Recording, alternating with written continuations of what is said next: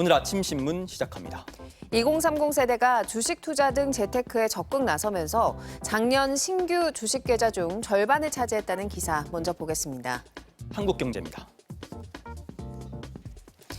지난해 새로 개설된 주식 계좌 339만 4,900여 개를 분석한 결과 2030 세대의 계좌가 165만 3,600여 개로 48.7%에 달했는데요. 2030 세대는 특히 지난해 유일하게 국내 증시에서 플러스 수익률을 기록했습니다. AI로 데이터를 분석해 투자하는 등 신중하고 치밀한 투자 성향 덕분으로 분석되는데요. 비투 등 고위험 고수익 투자보다 우량주를 장기간 보유하는 안정적인 투자를 선호하는 것으로 나타났고요.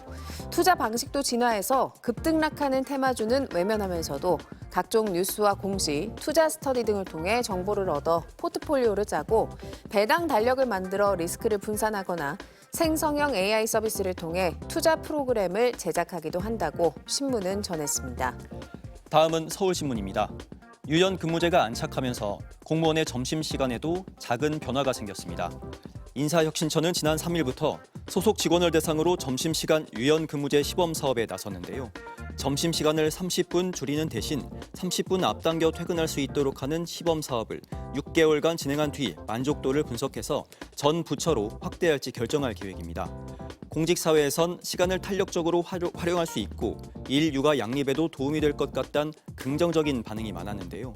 하지만 관리 감독이 어려워 직원들이 이를 악용할 수 있고 직원 간 소통과 단합에도 부작용이 나타날 수 있으며 주변 골목 상권에도 악영향을 줄 수 있다고 신문은 지적했습니다. 이어서 한겨레입니다. 12.3 내란 사태 이후 집회 현장에서 민주주의 회복을 요구하는 시민들 곁을 지킨 시민항쟁 버스가 있습니다. 지난해 12월 7일 윤 대통령 탄핵소추안 가결을 촉구하는 집회에서 첫 운행을 시작해서 집회에 참여한 시민들이 추위를 피할 수 있게 해주는 난방버스의 시초가 됐는데요. 이 버스는 자동차 정비 일을 하고 있는 한 레트로 마니아 시민의 아이디어에서 시작됐습니다.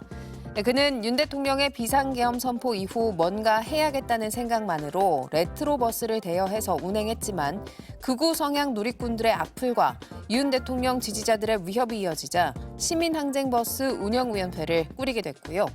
집회에 나온 시민들도 후원에 나서 버스 대여비 마련에 힘을 보태고 있습니다. 다음은 국민일보입니다. 최근 광주에서 범인이 휘두른 흉기에 경찰이 부상을 당했는데요.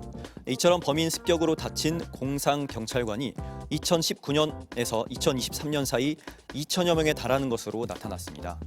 경찰은 강력범죄 현장에서 범인을 제압하기 위한 수단으로 리볼버 권총이나 테이저건 등을 사용하고 있지만 피해 발생으로 소송에 연루될 가능성을 우려해서 이용 빈도는 낮은데요. 테이저건의 실효성 문제도 제기되고 있습니다. 테이저건은 2개의 탐침이 대상자에게 모두 명중했을 때만 효과를 낼 수 있기 때문에 두꺼운 옷을 입은 피의자에겐 작동하지 않는 건데요. 경찰 내부에선 일반 권총과 외형이 비슷하면서 플라스틱으로 만든 저위험 탄두를 사용하는 저위험 권총 도입을 현실적인 대안으로 평가하지만 지난해 상반기 진행된 저위험 권총 검증에서 일부 성능이 목표치에 미달하는 결과가 나와서 도입이 늦어지고 있습니다. 공권력 집행 과정에서 경찰의 책임을 줄이는 법 개정이 필요하다는 주장도 나옵니다. 끝으로 지역신문 기사 보겠습니다. 부산일보인데요. 부동산 규제 완화로 서울 아파트 실거래가는 널뛰고 있지만 부산은 수억 원대 하락 거래가 발생하며 값이 떨어지고 있습니다.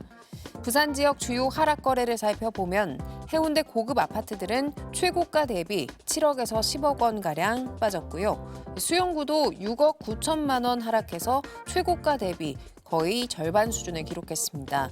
반면 서울은 송파구, 강남 3구 등 국제교류 복합지구 인근 아파트에 대한 토지거래 허가구역 지정을 해제하면서 아파트 값이 최고가를 경신하고 있는데요. 서울과 지방의 부동산 디커플링 심화가 부의 양극화를 가져올 수 있다는 우려가 나오고 있습니다. 지방 부동산 구입 시 취득세 완화 등의 대책이 필요하다는 지적이 나옵니다. 지금까지 오늘 아침 신문이었습니다.